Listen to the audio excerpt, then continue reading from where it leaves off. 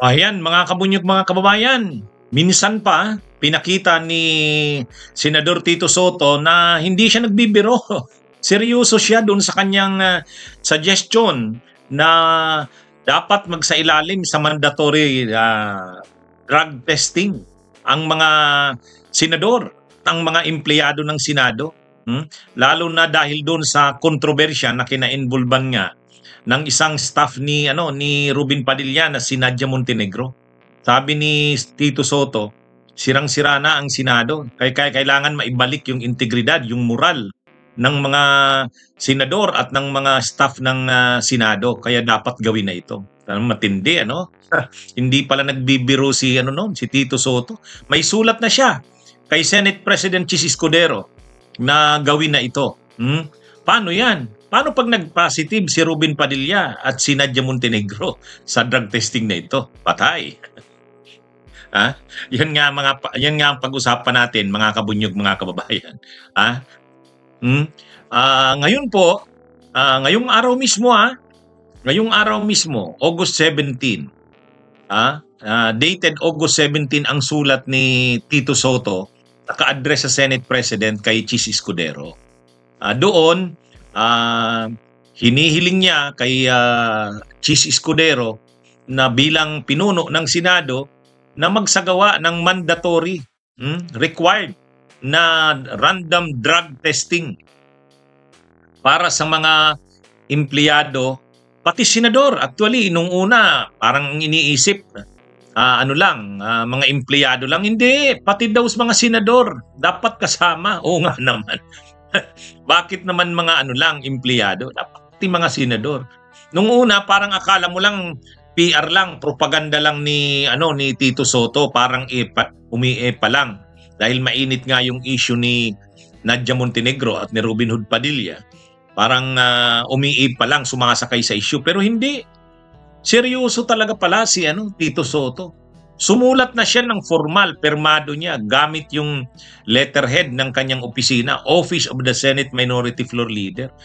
So, sinulatan niya na ang Senate President, si Chis Escudero, na gawin ang magsagawa ng mandatory random drug testing. Sabi niya, nung panahon niya daw na siya yata yung Senate President noon, nagsagawa na rin ng ganyan sa Senado.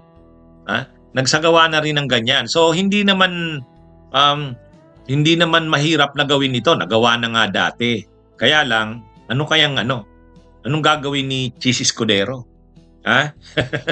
Pag hindi niya ginawa ito, ibig sabihin may pinagtatakpan siya. Ibig sabihin yan, mga kabunyog, may pinagtatakpan siya. Kapag hindi niya ginawa yung na yan, bakit nasisense niya na ba na mayroong mga senador na babagsak sa random drug testing na yan?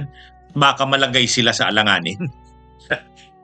Yun ba yung iniisip ni ganyan ba ang iniisip ni Chis Escudero? Kapag hindi niya tinuluyan, hindi niya pinagbigyan yung hinihiling na yan, which is tama naman. Ang ibig sabihin yan, may pinuprotektahan siya niyan. Bakit nasisense niya ba na mayroong magpa-positive diyan? At pag mayroong nag-positive, mahihirapan siyang idepensa. Yun ba? Pag hindi niya ginawa yan, ganun ang iisipin ng publiko eh. Kaya dapat itong si Chis Escudero, gawin niya yan, yung hinihingi na yan ni Tito Soto. Ang ibang mga senador na malinaw naman, wala naman talagang alam nila, hindi sila diyan pa-positive diyan sa drug testing na yan. Nanghahamon na, okay, sige na, gawin na yan. Ang sabi rin kasi sabi nga ni Ping Lacson, malaking insulto kasi talaga sa Senado. Imaginein mo nga naman, Senado, tapos mayroong nagpapat session.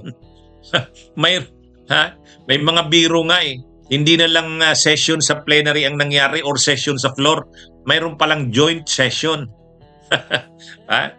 Kaya ito, dati na ngang bagsak ang imahe ng Senado, ang reputasyon ng Senado dahil sa mga ginagawa nga dyan sa impeachment ni Sara, yung mga issue kay Chis Escudero. Tapos ngayon lumabas pa yung issue ng marijuana na yan. Kaya dapat makarecover ang Senado sa kahihiyan na yan. At ang paraan para makarecover dyan, kailangan mag-drug testing. Ang problema, paano nga kung may magpa-positive at paano kung senador pa? Oh, yan. Magpapaliwanag si Chis Escudero niyan.